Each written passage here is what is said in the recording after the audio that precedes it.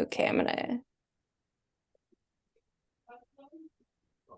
Okay, so we'll go ahead and get started. Thanks for joining us again for the Rock Rainbow Rally keynote address by Antonia Forster, the creator of the LGBTQ VR Museum. This keynote address is made possible by the Digital Media Studies program at the University of Rochester. My name is Meg Moody. I am the Assistant Director of Studio X, a space and program for extended reality at the University of Rochester Libraries. And it is my immense pleasure to introduce Antonia Forster. Antonia is a senior XR technical specialist at Unity, a TEDx speaker, and an award-winning DEI consultant.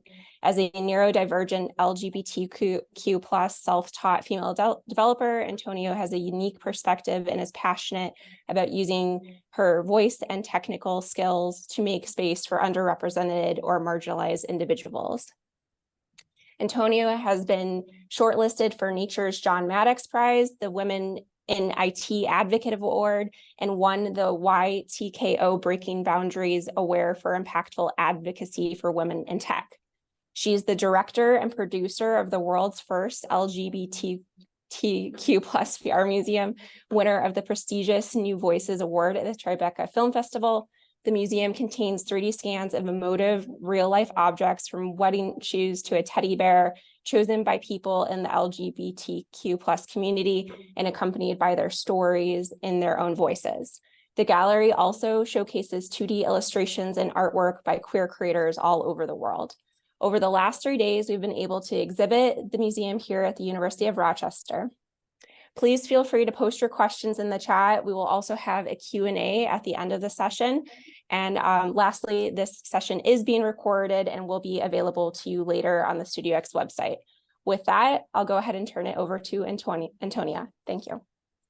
Thanks so much, Meg, for that lovely introduction. And thank you all so much for joining me here for the keynote address of the Rochester Rock Rainbow Rally. I'm really delighted to be speaking with you today about the LGBTQ+ VR Museum, how it was made, why it was made, and a little bit about my own journey into tech, which is very non-traditional.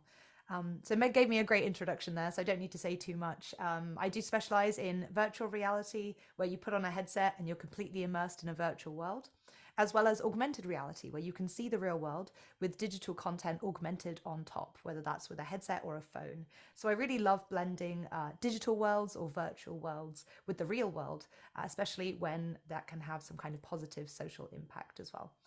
You're all really welcome to connect with me on social media. I'm most active on Twitter, or X as it's now called, LinkedIn and Instagram. But you can also find me on Blue Sky, Mastodon, and most other channels. If you Google my name, you can find all my channels. So as Meg said, and as some of you will have already experienced, I am the co-creator of the world's first virtual reality museum dedicated to platforming and celebrating the stories of queer people. Now, today I'll show you how it was made, but the experience from the user's side is that you put on a headset, and if you haven't done this already, I would encourage you to do so if you get the chance, and you're immersed in this marble, traditional looking museum full of these curious objects, everything from a pair of shoes, this one here, to a teddy bear, a headdress, a book, all sorts of different objects. And you can hear the voice of the person that contributed that object, explaining exactly what it means to them and the history and context around it. Now, these people are not celebrities or necessarily cultural or historical icons, although I think they are in their own right, but they're not famous people. They are everyday people from the queer community, from London, Bristol, the Netherlands, Denmark, Ghana, talking about their lived experiences. Those are the people that I wanted to platform, lift up, and celebrate with this experience. The museum is now showcased at a number of different festivals around the world, from the UK to Australia and the USA, including Tribeca Film Festival. We also have had partners like Deloitte, Qualcomm, and Meta, or Facebook, whose Quest 2 and soon Quest 3, which has just come out, is the headset that we choose to platform. So we're really lucky to have had so much support from these incredible partners, which has allowed us to do this work and grow the museum moving forward. Although to start with, we really had no budget and it was really shoestringed together, which is kind of still the case today. So in this talk today, I want to share a little bit about my background who I am, how I ended up working in this industry.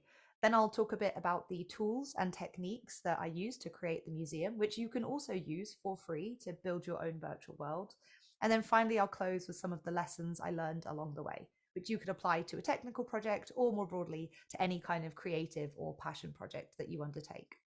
So although I now work in tech, I don't have a computer science background. I actually started out in zoology and animal behavior. The person at the zoo who says, these are the penguins and here are some facts. That was my job for a while. I started out in research laboratories, but it wasn't the right fit. So I moved into science communication, that role that I mentioned, working in zoos, science centers, museums, teaching people about the wonders of science. And I delivered talks at a number of different universities. I also did some appearances on radio, TV, festivals. And then one talk really dramatically changed my life permanently. In 2017, I was invited to deliver a talk at TEDx Bristol. Now, TED Talks, if you're not familiar, are inspirational, educational talks on nearly any subject. TEDx Bristol is the largest TEDx event in the UK and one of the biggest in Europe, with a live audience of 2,000 people. My talk centered around the way people use the word unnatural to describe LGBTQ behavior, and how that doesn't really make sense because we see queerness in nature all the time. It really is natural in the true sense of the word. That subject is very close to my heart, not only because of my background studying animal behavior, but also because I am a member of the queer community myself. I was really nervous about giving this talk, not because of the huge audience, but because I wasn't out of the closet to my family at the time. And I thought it was important to be transparent about that as part of the talk. So 2 months before standing on the stage, I quietly came out to my family, and it did not go well at all. Some members of my family responded with homophobic insults, with physical threats, blackmail, and even bribery. They said that I could continue receiving financial support and emotional support from my own family, but only if I cancelled my talk, stayed in the closet, continued to pretend to be straight, and never mentioned the truth to anyone, let alone actually be in a queer relationship. It was awful to hear that from my own family, but as well as being really traumatic, it was an impossible decision. Unfortunately, working in a zoo or a science centre isn't really enough to pay the bills, let alone buy a house. So I was dependent on my family's financial support, and of course, I loved them, and I didn't want to do anything to hurt them, even if I didn't agree with their views. So I asked myself, should I stay in the closet and continue with a secure and comfortable life? Or should I come out, embrace my queer identity, be honest, but suffer the consequences? And if I chose that route, it wasn't just about courage or morals. What could I do to support myself in those new circumstances? In the end, I decided that honesty was really important to me. I decided to go ahead with the TED Talk. And there were some really great results. 150,000 people, more now I think, have watched it online. It was nominated and shortlisted for a number of awards. And the most positive outcome was that I started to receive messages from other queer people saying that the talk had helped them to come to terms with their own identity, even to come out to their own families. But there were negative consequences too. Unfortunately, I had to cut contact with nearly all of my family, and we still remain without any contact to this day. And as promised, I had any kind of financial support withdrawn, so I had to support myself single-handedly. So I decided to learn programming. I didn't have any previous experience, but I was really motivated to learn, and I've always enjoyed puzzles and logic, so I thought it would be a good fit. I used cheap or free online resources, like I think one course on Udemy and lots of tutorials from YouTube. I started learning a program called Unity, a real-time 3D development platform, which you can use to build games or any kind of 3D experience. I chose it partly because it was free and there were lots of tutorials for free on YouTube, but also because I loved this idea of building my own worlds where I could look however I wanted and be whoever I wanted without negative repercussions. So my interest led me to virtual reality, where you put on a headset and you're inside your own world. A friend of mine convinced me to apply for a job as a software developer at his workplace. I knew I wasn't going to get the job because it said you had to have a computer science degree, but I applied anyway, and much to my shock, they did actually give me the job. I felt like a huge imposter, but I learned a lot really quickly. I worked in hand tracking and VR, where I created demos like these ones, where you can use your hands to reach out and grab things in virtual space. I also created touchscreens that you don't actually need to touch, which was a huge help when the pandemic hit.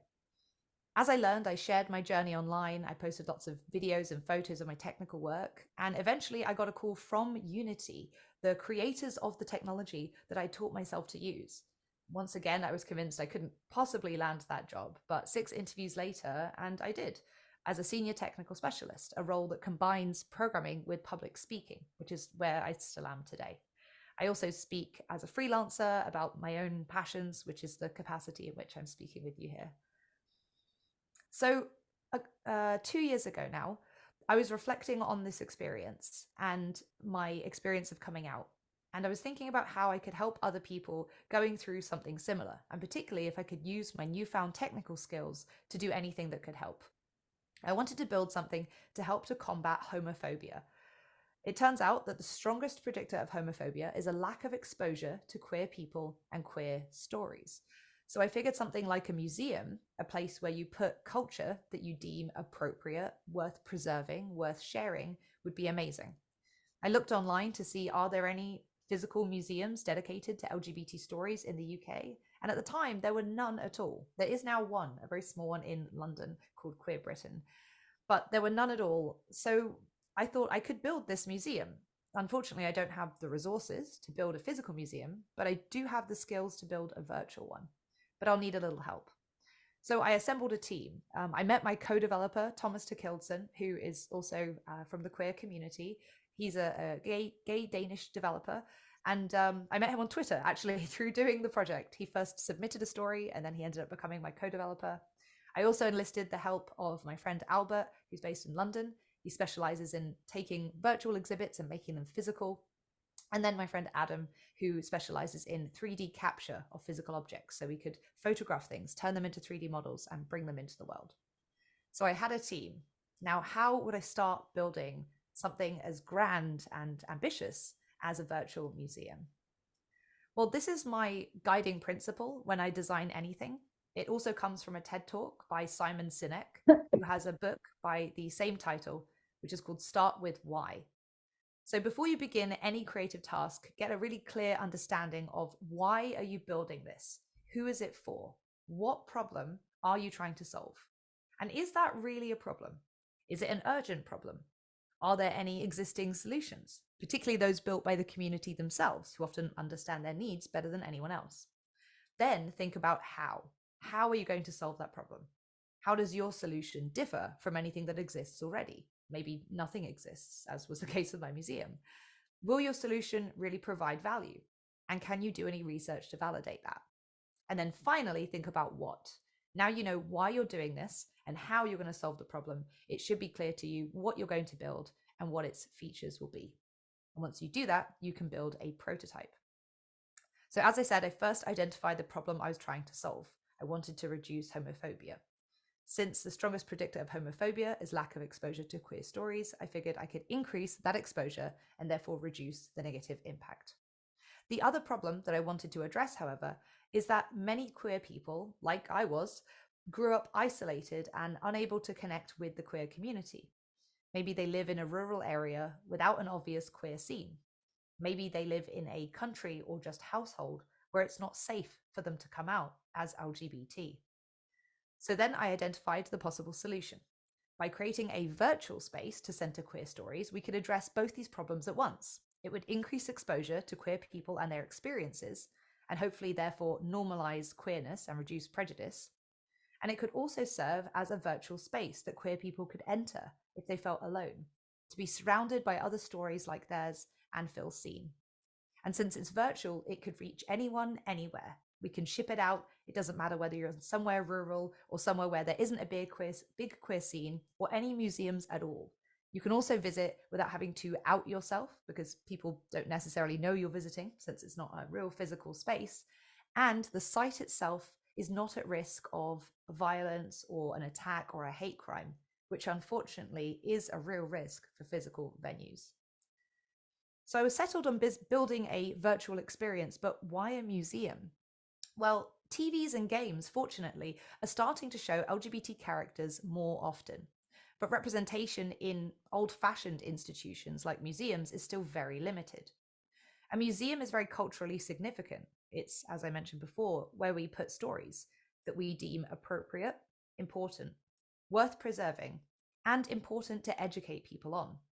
But museums predominantly center and celebrate particular stories, usually from the most privileged sectors of society, usually from individuals who are white, cisgendered, heterosexual, male, and mostly individuals who are rich or famous. Stories of anyone else outside that demographic are not equally represented.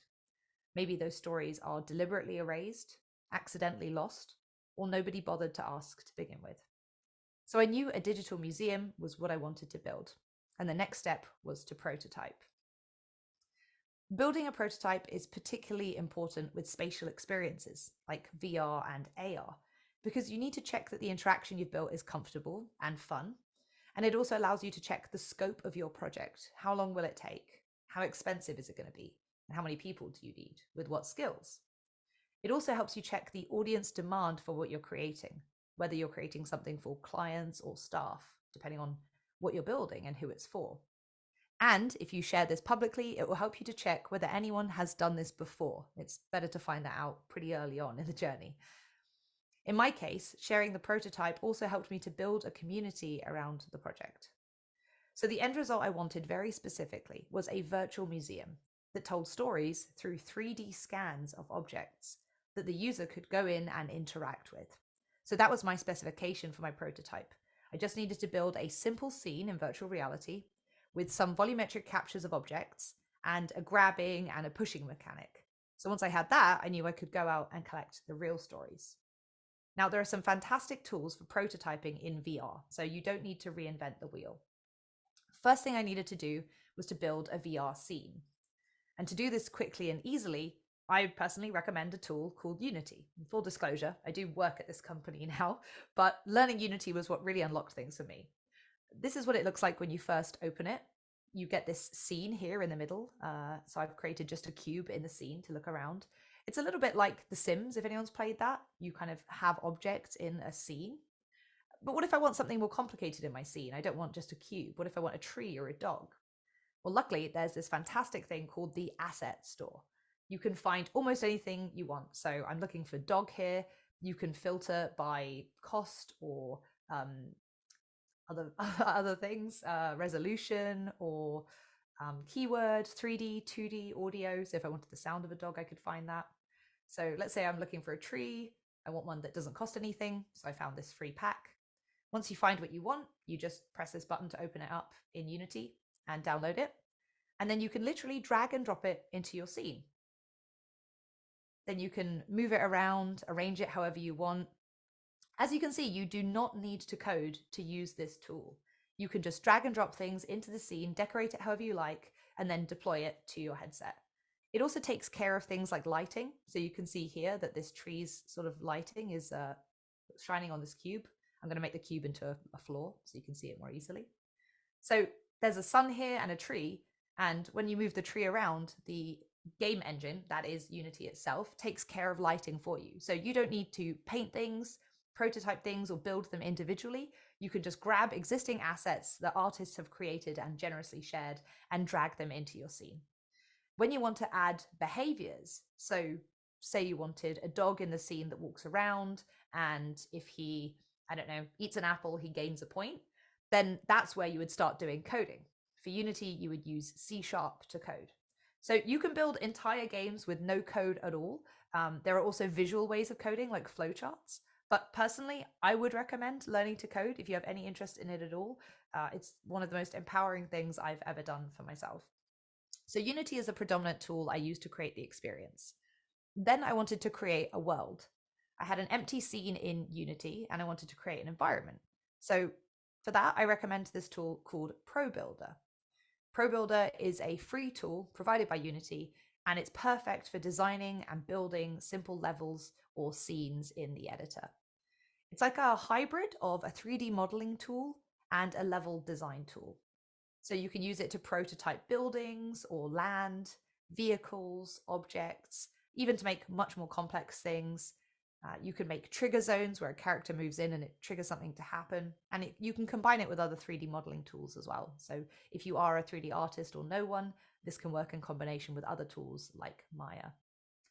When you're creating a realistic environment in VR, scale is essential for a sense of real-world immersion. So what I recommend doing is putting together a simple world, then jumping into a headset and prototyping it to look at the scale and to see whether it feels right. I'm not going to jump too much into the technical side of things, but I will just say for those who are interested how I added interactions. So there are lots of things in the asset store, that place I just showed with the trees and dogs and 3D models. There's also technical tools in there as well. And there's lots of different assets that you can use to add interactions. I used one called the XR Interaction Toolkit, and that allows you to do things like the user can hover over an object, so their hand hovers over it and the object lights up. They can grab objects, throw them, turn them, and they can also teleport around the space. So if any of you do experience the museum, you'll see that you can physically move to some degree. And once you don't want to walk around, an enormous space in a small real world room. So you can also teleport around to find your way around a large museum. So now I had a VR world, I wanted to fill it with objects. How do you do that? Well, there's 3 main ways to do this, and they each have pros and cons. This is what's called volumetric capture, capturing a real-world object and bringing it into the virtual world. So one technique for this is called photogrammetry. To do this, it's really simple. You just take loads of photographs around the object from every possible angle. Then you put all those photos into a piece of software, and that stitches them all together into a 3D model. So you don't need to do anything technical yourself. It's a really easy and fun process. It just takes a long time. And because it requires lots of photos, you don't need any special equipment. You just need a camera. You can use a DSLR or even a smartphone to do this. There are also special rigs, like hundreds of cameras in a sphere, that make it super quick. They all take a photo at the same time. So those are fast, but really expensive. Most people who do photogrammetry at a small scale just use a normal camera. The second technique is something called LiDAR, light detection and ranging. This works in the same way as radar, sonar, or like echolocation that bats and dolphins use. It sends out a signal and that signal bounces back. In this case, it uses a laser. The laser bounces back and it can get a sense of the shape of the object, and it then adds the texture and colors on top. Now, to do that, you do need special equipment, but it's not as fancy as it sounds. Essentially, an iPhone 12 or later, or an iPad Pro 2020 or later will do this because they are LiDAR-enabled device. Now, the results of LiDAR do tend to be less precise than photogrammetry and less accurate. So it works best on objects that are kind of large. I'd say larger than a shoe or a shoebox. Anything smaller than that, it doesn't work as well. But because it's fast, it works really well for scanning bigger things like whole rooms. The final method is much more new and becoming much more popular. NeRFs, or neural radiance fields, combine volumetric capture with AI, which fills in the gaps. It's pretty quick and the results can be beautiful. The problem here is that AI, artificial intelligence, is basically making assumptions about the object. So it's not always completely accurate or high fidelity. For me, I wanted to photograph the object in a very accurate way. I wanted every scratch and imperfection exactly as it was, because that's important to the reality of this object. So for me, NeRF wasn't as good a fit, and some of the objects were quite small, so LiDAR wasn't quite right either. So I decided to proceed with photogrammetry, slow but very precise. But it really depends on which method is best to fit your needs. Then the final thing we added to this experience was biometric integration. Biometrics means using the user's physiology. So in our case, we measured heart rate and skin conductivity. On the left, you can see a person in VR, and they've got a wrist monitor and 2 or 3 finger monitors with the little wires on their fingers. This is just a tiny pad that sticks to their finger. It's a non-invasive electrode, and it measures the heart rate using just looking at the vein, basically optically with a light, and the skin conductivity, how conductive their skin is, which basically correlates with how damp or sweaty their hands are. Now, using those two measures, you can work backwards to discern how emotionally engaged someone is. So we used a camera to capture the user. Again, if you look on the left, you can see that the person is sort of reflected in a sparkling avatar behind them. So we turned their actual silhouette, their shape, into this avatar. And the color and pulse of that avatar depended on that person's level of emotional engagement. So when they were sort of baseline, it was white. When they got more emotionally interested, it became blue. And if they were experiencing something really emotional, then it went sort of pink and purple. The colors aren't particularly significant. We just thought they looked really nice. The pulse of the avatar as well depends on the heart rate. So as someone's heart increases, the avatar would pulse faster and faster. We then captured this avatar and pulled it into the museum in real time. So the users could see themselves as an artwork in the museum. So on the right-hand side, you can see someone inside the VR museum. You can see their hand reaching out and grabbing this teddy bear. And then as they turn to the right, there's a sort of sparkling artwork on the wall. And that's them. They can see their own experience and how emotionally engaged they are. It's very subtle, but there's also tiny particles floating around them throughout the experience that change color to show them how emotionally engaged they are. Now, what we found was doing this created a positive feedback loop. People realized they were getting emotional, they got even more invested, and they realized that these stories were speaking to them on a deep emotional level. And what we hope is that that would increase the amount of personal connection people had to the stories and the queer people telling those stories, and therefore the amount of allyship and personal connection and investment that they feel. So those are some of the tools and techniques that we used. But what can you take away from that if you're building your own virtual world? Now, some of the advice in this section is quite specific to building VR, and towards the end in particular, the advice is much more broad. So whatever creative project or whatever kind of artistic practice you have, hopefully some of this will resonate. So in virtual reality, it's really important to have high visual fidelity. That means high accuracy if you want a sense that you're in a real life space. It creates what we call both immersion, the feeling that you're completely immersed, you forget about the real world, and presence, the sense that the place around you is real, that you really are physically present there. I wanted the museum to look like a real life museum. But I found out through prototyping that it was very difficult to make the kind of museum that I originally imagined. This one on the top with these huge arches and cornices, I don't know what the word is, and this very complicated architecture with pillars and ceiling decorations. The problem with that is it's made up of lots of complicated shapes, arches and details. Those are made up of lots of corners.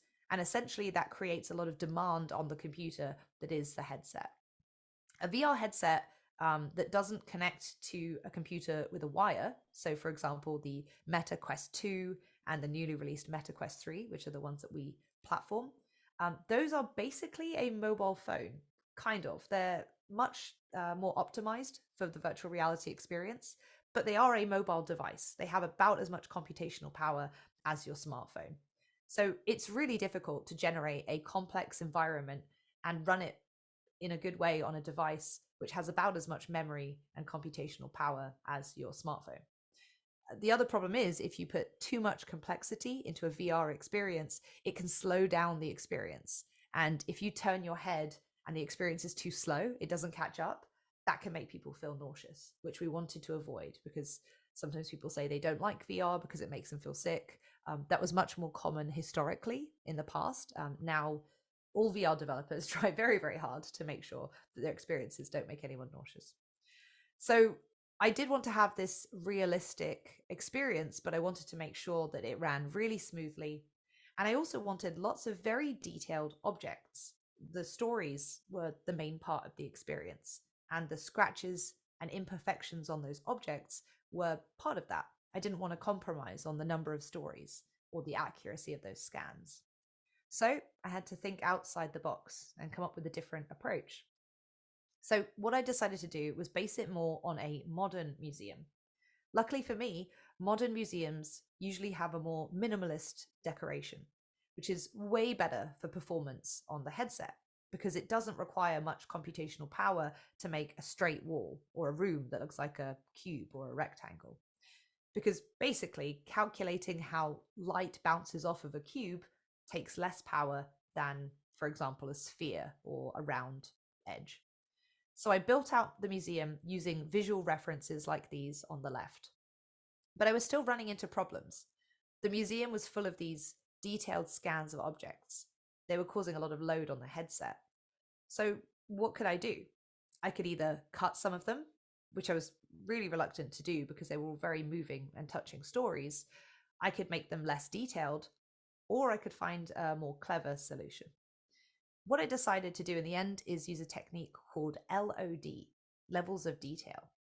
Basically, how this works is you're kind of tricking the user. When you're really close to an object, it's really detailed. It has a really high resolution texture on it, so you can see all those little details. When you put it down and move away, it's actually swapped out for a less good object. The same thing, but more crude, maybe with some of the edges kind of more cubic, and maybe the texture is also lower. And then when you're really far away from an object, we can actually just replace it with an image, and you can't necessarily tell. Also, when an object is behind a wall or when you're not looking at it, it stops existing completely. This is something called frustum culling or occlusion culling. Basically, the world behind you doesn't exist. It only comes into being when you turn around. It's kind of a weird thought, but it's a very common technique used in virtual reality. But despite all these techniques, I really wanted to create a very detailed world that told a story.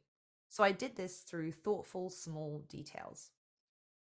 It's really impactful to add little details to your scene in VR because people tend to move quite slowly around a virtual reality space and look at things really intently. So one of the small details you might have noticed in there was there's a tree in the courtyard and there's little leaves on top of the glass ceiling. There's more leaves on the ceiling than there are on the floor. And that kind of implies a few things, that the world follows the same rules as the real world, that there seems to be gravity. The tree seems to lose its leaves. It's autumn, so that kind of makes sense this time of year. And it also implies that maybe there's some staff cleaning the leaves off of the floor, but they can't reach the ceiling. Now, none of those things are actually true. There isn't gravity on the tree. The tree's not really losing any leaves. There's no staff cleaning them up. But these small implications give context about the world. They tell a story. And that's really important when you're designing an immersive virtual environment. So that's a piece of advice I would give if you do design a world, whether that's through storytelling, through writing, through poetry, through painting, or through virtual reality. On the less technical side, here are some other lessons that I learned. Firstly, how to build a community around your work. Now, I shared what I was learning as I built the museum. So from the very first iteration, the very first prototype, which looked really, really bad, I was sharing everything, mainly on Twitter, also on LinkedIn, and allowing people to give me advice, to get involved, and to invest in it themselves. That was terrifying because the work was unfinished, it didn't look good, and I was worried it would reflect badly on me. But I realized that being vulnerable and sharing and doing what I call learning out loud was really important because it helped people understand what I was trying to build, and it allowed me to connect with community and allow us to build it together. That's particularly important if your community is in any way marginalized, and even more so if you don't belong to that community. I would really advise that you co-create with the community. There's a phrase called nothing about us without us, and that's something that I do believe in. So I shared pictures and video of the work in progress on social media, along with an explanation of the project, and I asked for help. I ended up with hundreds of people following my journey. There were experts in storytelling, coding, design, generously sharing their advice for the work. As I mentioned before, I ended up meeting my co-creator who's in Denmark on Twitter, and we built the work out together. Community participation is not just useful, but essential to build the best possible product, particularly something of this nature. So I took community feedback to make sure that the work was relevant, culturally appropriate, sensitive, accessible. I made changes to the project and then I would share it again. I'd get more feedback, go back and share it again. And I built it in this iterative way. The biggest challenge in this process wasn't something technical, it was emotional. Has anyone here heard of imposter syndrome? I'm going to assume probably most of you have. If you haven't, imposter syndrome is essentially the feeling that you don't belong where you are, that you've gotten there by chance or luck, that you're tricking everyone around you, and that any moment you're going to be found out. And I used to suffer from imposter syndrome extremely badly, still combating it to this day. And in particular with this project, I had an enormous sense of imposter syndrome because no one had ever done this before, let alone me. Nearly everyone feels imposter syndrome at one time or another. But studies show that you're most likely to feel it acutely if you are underrepresented in your field. It's more common in women and in minority ethnic groups.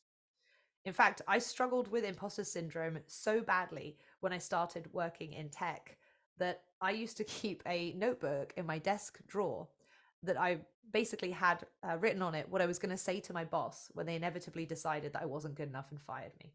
Now, that never happened, but I had this emergency letter because I was so convinced that they were just going to discover that I didn't belong there. I kept trying to learn to code and I failed over and over. It wasn't something I picked up straight away. I couldn't grasp what I was looking at. And because I have ADHD, my memory is very poor. I also didn't see any other women around me at the time. So I felt like I couldn't possibly belong there. Another thing I used to do when I started my developer jobs, kind of embarrassing to admit, is whenever I Googled something I didn't know, I would hold control and use the mouse scroll wheel to make my font really, really, really tiny. And I'd have to lean in to read it because I was so scared of someone reading over my shoulder to say, you don't know that? You had to look that up? That's so embarrassing. That's so obvious. I was so convinced that I'd be discovered and fired at any minute. What did help me was remembering that my feelings are not facts. I was vastly underestimating the skills that I was bringing to the table. Things like 10 plus years of professional communication, because that to me seemed really obvious and easy, something that anybody could do. I assumed that anyone could write a report or give a great presentation. But in reality, it's more like this diagram on the right. Everyone knows different things, and you may have areas of weakness that you don't know yet, and that's fine. But you certainly have unique strengths. And as for your weaknesses, you will learn, you'll grow through them. With any challenge that you face, you either win or you grow. There's no other option. So with all that said, it's really easy for me to say I succeeded because I had the right attitude, or you can overcome imposter syndrome by changing your thoughts. Obviously, there are systemic issues at play here. And I had the privilege of spending hours per day going home and Googling all the stuff I didn't know. That was basically my way of getting through it. I had a notebook on me at all times. And whenever I heard a word that I didn't know, I would write it down. Sometimes it was technical, sometimes it was cultural, sometimes it was just a corporate word that I hadn't heard before. But eventually I'd go home and Google things every single night. And eventually I started to kind of speak the language and understand what people around me were talking about. The hardest part about all of this was definitely the emotional journey. And I think that's one that people don't talk about a lot. The final lesson I learned is that practice does not make perfect, but it does make progress. As you can see, this is my first prototype on the left. The museum really didn't look that great. It looked a bit like a Windows 95 screensaver, if anyone remembers those. But as I kept sharing and getting feedback and learning, it started to improve. The middle image was the second version, a bit more sophisticated.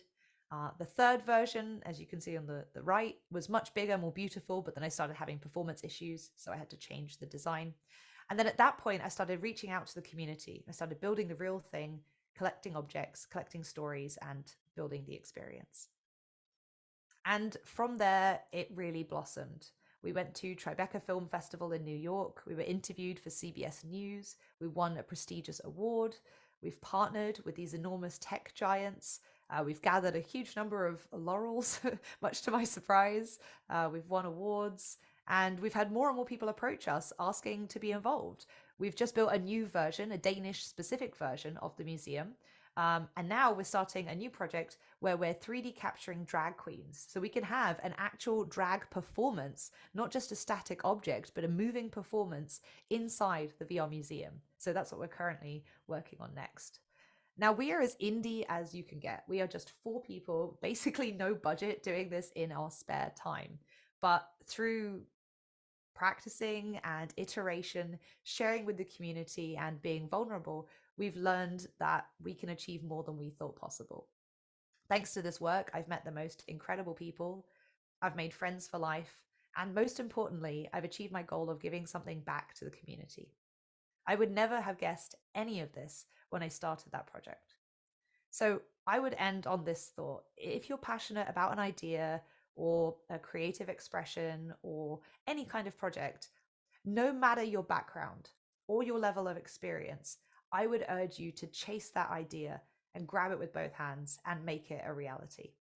Using some of the tools and techniques that we've spoken about today, you can prototype, iterate, and achieve more than you ever thought was possible. Thank you so much for having me here today. We've got about 20 minutes now for a Q&A, so please do share your questions in the chat, and I think Meg is going to pick them out and help moderate. If you have a question that you don't want to ask here, if you're too shy to, or you just want to reach out with some feedback or anything else, do feel free to reach out to me on any of my social media. And if you'd like to find out more about the museum and bringing it to other events, or just seeing what we're up to and staying in touch, you can subscribe to our mailing list, and you can see lots of information on our website, which is lgbtqvrmuseum.com. Thank you so much.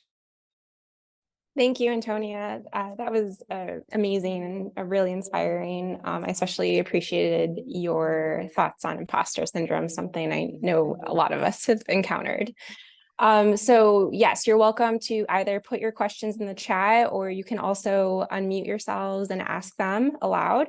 It looks like we already have one question over here in the chat, which I'm happy to either read aloud, or Antonia, you're welcome to read it, whatever you prefer. Yeah, I'll read it out. I'll read it out so that people who watch the recording get the context. Great, thank you. The question says, you mentioned at the start that before beginning the project, you wanted to look at other examples of similar things that existed already. I'm curious, what exactly served as inspiration?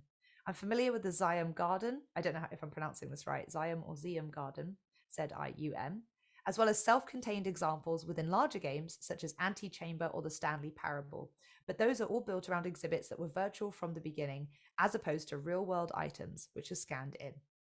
So we actually didn't find a good example to use as inspiration.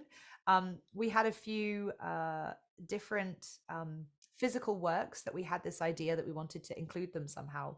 And we eventually landed on this idea of scanning them to get all of their details inside. But we were banding around the idea of sort of recreating them in 3D or contacting the artist in some way to see if they had a digital asset. I didn't mention it in this talk, but the centerpiece of the museum is a marble statue called Memorial to a Marriage, and it depicts 2 women lying down entwined. It's actually the world's only LGBTQ plus marriage equality monument, and it's created by an artist called Patricia Cronin, and it depicts her and her now wife, Deborah Cass. At the time, they weren't allowed to marry, so she created this as a protest piece because the only documents that acknowledged their relationship were death documents, things like a will or a power of attorney. So she figured, if I'm not going to be acknowledged in life, I'm sure as hell going to be acknowledged in death. And she made this to go on her future burial plot. She bought a plot of land in Woodlawn Cemetery in the Bronx in New York, and that is where the statue lives to this day. So I actually found out about the statue nearly 20 years ago now, when I was a teenager, and that meant a lot to me at the time, and it still does, because I grew up in a household where I was told that queer relationships, same-sex relationships, were deviant, they were seedy, they were pornographic, and in my mind they weren't. They were just as romantic and wholesome as straight relationships, but I'd never seen an example of that. So using the dial-up internet, I'm going to age myself slightly here, I'd plug in and get online, listen to the horrible dial-up sound, and I found out about this statue. I was just Googling, like, are there queer adults? Does this exist? Are there bisexual adult women? Because I didn't know if this was true. I kept being told it was a phase. I just didn't know if that was true or not. And when I found out about the statue, it really moved me because it was this very wholesome, emotional, romantic portrayal of two women in a relationship that I'd never seen in any kind of media. So that became very central to me when I decided to build this museum. And I really wanted to capture that in some way.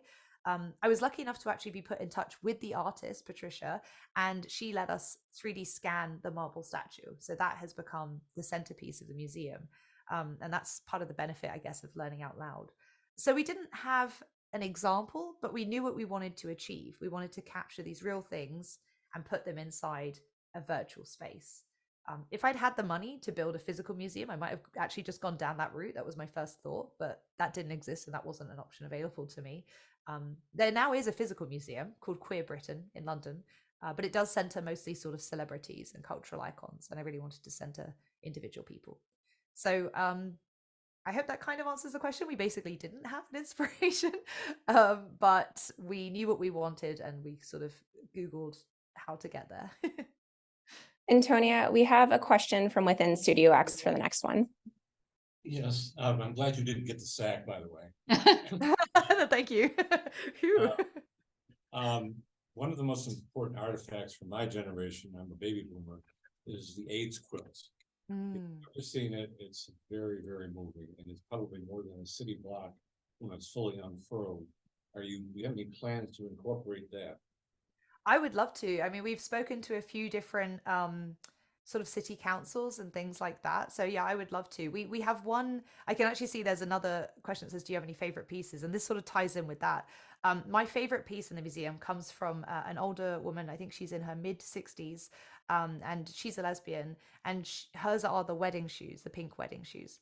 And when we scanned her object, I'll speak a bit more about her story in a moment. She said, "This means so much to me because so many of my generation were wiped out in the AIDS epidemic, and their stories were never captured, they were never told, and they were just lost to time. So it's really important to me to kind of have this story preserved and to honor that generation." And that was huge for me. Like it's easier for me to contact people who are in my own generation just because those are the people around me, I guess. But the people who've been a bit further removed, so the stories that are Black queer stories, stories of physical disability intersecting queerness, and people from sort of older generations, those have been really the most touching, and for me the most eye-opening. I've learned the most personally through those. So we don't have any connections to that object specifically. If you know anyone, we would love to be connected and love to include that. I don't know how you would scan the whole thing, but we could probably, maybe with a drone, it's an interesting technical challenge. I'd love to take it on.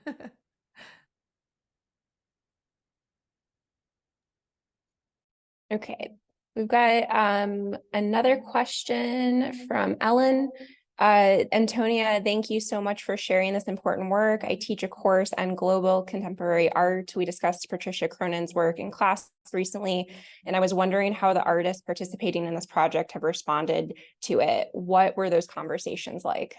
That's a great question, and so excited to hear that. I'll pass that on to Patty, Patricia, because we message each other periodically now on WhatsApp, which is really cool. Yeah, so we had an amazing opportunity, thanks to Meta, who sponsored this, to do an exhibition and invite all of the people whose objects were in the museum. So the kind of initial cohort. So that was basically our first sort of private exhibition, was to those people who participated. And the responses were very, very emotional. A lot of people cried. A lot of people were very grateful, I guess. I'm grateful to them for sharing their stories. I don't feel that they should be grateful to me, but that's the word I heard from a lot of people, was that they were really happy to have their stories included. People were very moved to see their story in a museum context. And that's also been true of not just the artists participating, but for example, we had a really memorable interaction in New York where a man from Ghana saw the experience and started crying because he said, "I've never seen another queer Ghanaian story, and especially not in the context of a museum where you just don't see queer stories. And you maybe don't notice that until you do see it. You know, the museum kind of opens your eyes to what it is we're not seeing, and you don't often see queer narratives in traditional marble, old-fashioned looking museums, which is why we chose that aesthetic." So it was really nice. One of the most beautiful things, having all the different artists in the room. It was the artists who contributed 3D objects. Sadly, a lot of the ones who contributed 2D art couldn't make it because a lot of them were overseas because of the nature of how easy it is to sort of send an image. So we got artists participating from all over the world for the 2D, but a lot of them couldn't come to the premiere. The 3D object contributors, we had to physically collect the object ourselves and scan it. So a lot of them are local or in the UK, or some of them shipped things to us. One of the nicest things was those people meeting each other for the first time.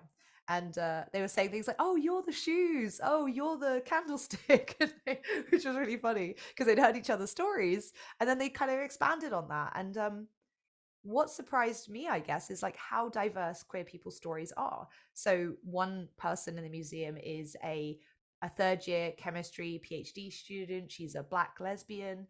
And her experience is really different to, a white woman who's 65, who's lived through a very different time, where, someone who's in their mid-20s. Someone else had OCD, and talking about their experience, being queer was kind of tangential to them. It didn't affect their life as much as their neurodivergence did. Whereas for other people, being queer was something that was, extremely traumatic, or they'd overcome a lot of challenge. For some people, that wasn't the case, and they'd lived a life where it really hadn't been kind of an issue for them. So it was really interesting to hear people talk about the differences in their experiences and then also connect over the similarities. So I was very moved, really happy, and Meta caught some of that on film. So there's, I think, a bit of footage of me crying somewhere that I'm sure they have, and I'm never going to let surface. Yeah, it was really great, and I'm really happy to have had that experience. Okay, so another question. This one is a little off topic, but folks are wondering, what are your thoughts on the recent controversy Unity is facing? That's a tricky one. Not sure. I'm not here with my Unity hat on today. I'm here with my Antonia hat on, so slightly different. My experiences of, I will say incidentally, my experiences of working at Unity have been fantastic. They're incredibly supportive of me having things like this museum project and going off and doing things in my own time. They're incredibly flexible about my work. So I've really had nothing but positive experiences there. Yeah, obviously things have been in the news recently. My job's gotten a little bit harder with some of the backlash to the proposed changes. You will have seen probably that lots of the changes were, I guess, retconned or walked back. So there's been quite a change to the plans. I hope that Unity find a way for us to stay profitable, because I want to keep my job. And I think some of the messaging was ill-advised, basically. I've got mixed feelings about the actual change itself, but I think some of the messaging wasn't very clear, and wasn't very compassionate. And really my job is to represent Unity to the community and the community back to Unity. So I want to build trust with people, and I think part of that is being authentic and being vulnerable. But that can be tricky from a sort of company and legal and financial point of view. So it's a delicate dance, and I think they've done everything they can. I will say that, Unity is a big organization. I think there's 8,000 people there. And everyone I know there is very passionate about what they do and really deeply cares about the users, because we are users too. We are developers. So we are using the tools, and we're affected by these changes in the same way that you are. So yeah, it's been interesting times, but I've heard mostly good things from people recently. So that's nice. There was a period where I was worried I wouldn't be able to wear my Unity merch anymore. Yeah, so yeah, it's been interesting, and I guess over the next year we'll see how things play out. Thank you. I have a question actually that I've been wanting to ask. So I work in a library, obviously, and I'm by training a librarian, and a big part of my work is to provide access to resources. So for example, we've been working on our own version of this VR museum for the Rochester LGBTQ plus community. And we've been asking ourselves how we can make this resource as open as possible, especially we're inviting community members into it from outside of the U of R. And I'm just wondering, how did you approach this with your museum, and what kinds of conversations did your team share as a group and thinking through these issues? Yeah, that's a really great question. It was so our team is all white, so it was really important to us not to end up in a bubble. We're also all in our 30s. So yeah, we were very conscious that we might end up just kind of selecting from people we know. Most people that just anyone knows tend to be the same demographic age-wise and the same demographic ethnicity-wise. So yeah, we made a particular effort to reach out to different communities. I work with a community here in Bristol, which is where I live, that focuses on queer Black creatives. So I reached out to them to ask if anyone would be interested in participating. And then once they got hold of it, they sort of reached out to their own communities and it spread from there. And then likewise, we spoke to different disability advocacy groups, neurodivergence groups. Both me and my co-developer are neurodivergent, so finding those stories wasn't as much of a problem. I have ADHD and he has OCD. So I like to think I'm really good at starting and he's really good at finishing, which is probably how we got this thing done. But yeah, we did basically connecting with community groups who already had those contacts. In terms of age diversity, that wasn't something we had any group to reach out to, but we did end up collecting stories, everything from people in their 20s, early 20s to late 60s, I think is the range we got in the end. So yeah, we were very conscious. Now we're in the very difficult position of having more stories than we can actually platform. So now we're having some discussions around how do we curate those in a democratic way? Do we have a kind of voting process? Who are those voters? Is it anyone involved? Is it anyone who sees the museum? We'd also like to make a sort of web portal because obviously VR itself is not accessible to everyone. Not everyone can wear a headset. Not everyone has access to that. So some kind of web portal is on our roadmap at some point. But with a team of 4, it's it's challenging to do everything we'd like to do. Thank you. We have one other question. With the museum's gradual growth, have you received any exhibits designed for the museum specifically with the strengths and limitations of the VR medium in mind? So we've had offers for this, but actually we've turned them down because I think it strays too much from what the museum's core purpose is. We really wanted it to feel like a physical museum where you go in and you see these artifacts. And I know some incredible VR sculptors who make these amazing interactive works. There's also the Museum of Other Realities we've spoken to. We briefly had a collaboration where you could use their portal to jump into our museum and vice versa. And in the MOOR, the Museum of Other Realities, you can kind of jump into these virtual objects and explore them as a kind of tiny person, jump out again. There's lots of mixed, it leverages, I'd say, the power of VR a lot more. But we didn't really feel that's what we wanted to do. We felt that it would dilute the message of what we were trying to achieve personally, which is to recreate a more traditional museum experience. So we have had offers, but we decided not to take them up, essentially. Not on this project anyway. So I think we have time for one more question. We do have a comment in the chat just saying how fantastic the presentation was and how excited they are to try the museum. And then I think we've got our last question from within Studio X again. Go ahead. Yeah, quick question. In my previous life, I was a linguist. So I'm curious, do you have a method for switching your descriptors, both visual and audio, to say Mongolian or Cambodian, that sort of thing? So the museum is fully subtitled. So all of the audio transcriptions we get, we also subtitle. Initially, we did this just in English. Recently, we made a Danish-specific museum. And so for that one, we recorded the audio in both Danish and English where possible. Not all of our participants actually spoke English. So for that, we're going to have to reach out to a voice actor or sort of person to interpreter to re-record it. And those we've got subtitled in both Danish and English. One thing that is on our roadmap is having the subtitles in other languages. We'd have to implement a UI system to do that. Currently, we don't have any kind of button existing in the world to do that, but that would be easy enough to implement. And the languages we would love to target would be Chinese, Russian, Arabic, Spanish, and then English is our main one. Currently, we have not done that basically based on the fact that we have limited time and availability. But yeah, currently it's deaf accessible because it's subtitled, and it's also seated and wheelchair accessible because of the movement and mobility controls. We're also working on adding hand tracking so that you don't need controllers, because that can be a lot more accessible for a lot more people. It also means we can install it in different places. So Queer Britain, the physical LGBT museum in London, they want to do it, but they basically can't have controllers because it's unstaffed. So what they'd like to do is physically tether the headset to something and have hand tracking. So we've been working on that to reach more people there as well. So there are a number of different accessibility features we would love to implement. It's just finding the time for them. Wonderful. Thank you so much, Antonia, for joining us and for sharing your work and your story. We're so glad you could join us. If you'd like to continue to follow Antonia's work, please follow her on social media or check out the website for the LGBTQ+ VR Museum. Those links are coming in the chat. And I also wanted to talk a little bit about the Rock Rainbow Rally experience. We were so inspired by Antonia and her team at the LGBTQ VR Museum that we started to think if we could do something similar here so we could highlight our queer communities in Rochester.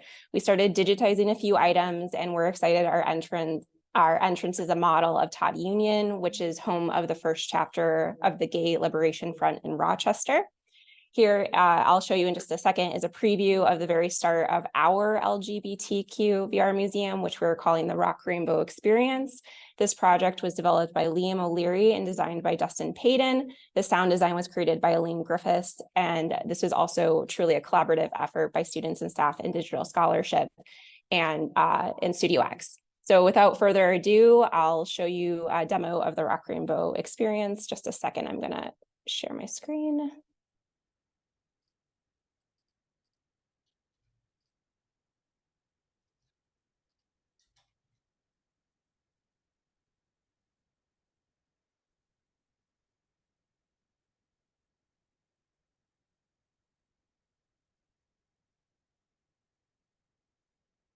Oh, and you can't hear it. Hang on.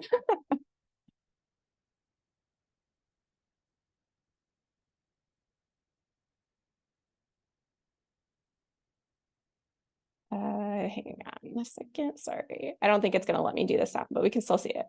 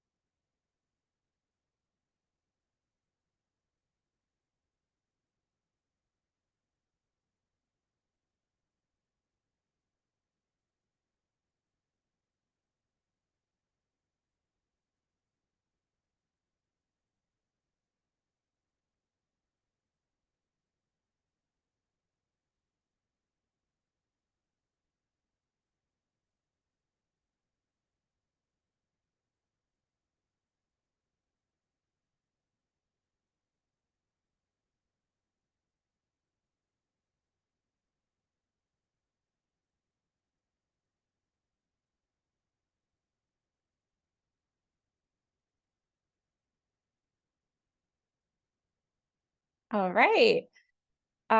So if you would like to contribute an item, oops, sorry, hang on a second. If you'd like to contribute an item to the museum, please check out the chat, reach out to us. We put our website and our email address there. And the project will be on our website eventually. We look forward to continuing to build this experience together with our community. Thank you so much and have a great day.